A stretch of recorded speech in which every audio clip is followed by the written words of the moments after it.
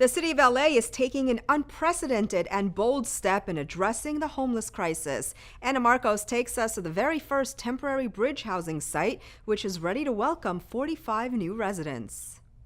These bedroom cubicles mark a turning point in the city's fight to stop homelessness.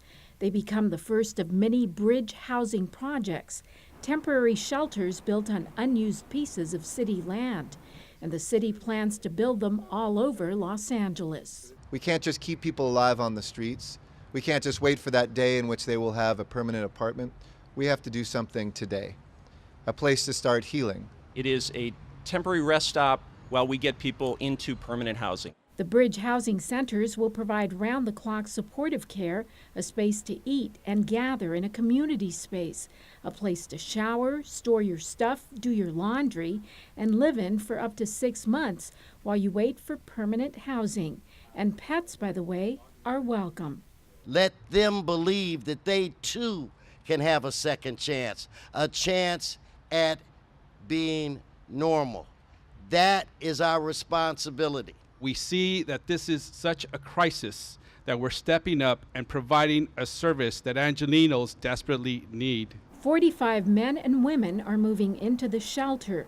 They were invited by street outreach workers visiting encampments in the area. I see El Pueblo is the stone in the pond. It's the ripple effect that happens.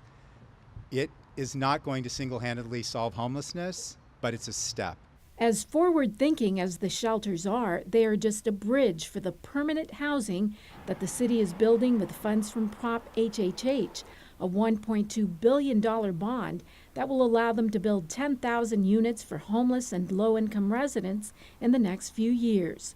In the meantime, city leaders are also looking at other city properties for temporary shelters. Just down the street here, the council approved a motion to use the old children's museum that will existing building that's just been sitting there, city-owned property that we could immediately put homeless into that shelter. Fighting homelessness may be a huge battle, but city leaders are determined to fight it one project at a time. This latest one means another 45 people are no longer homeless. Plans for more bridge housing are in the works in all council districts.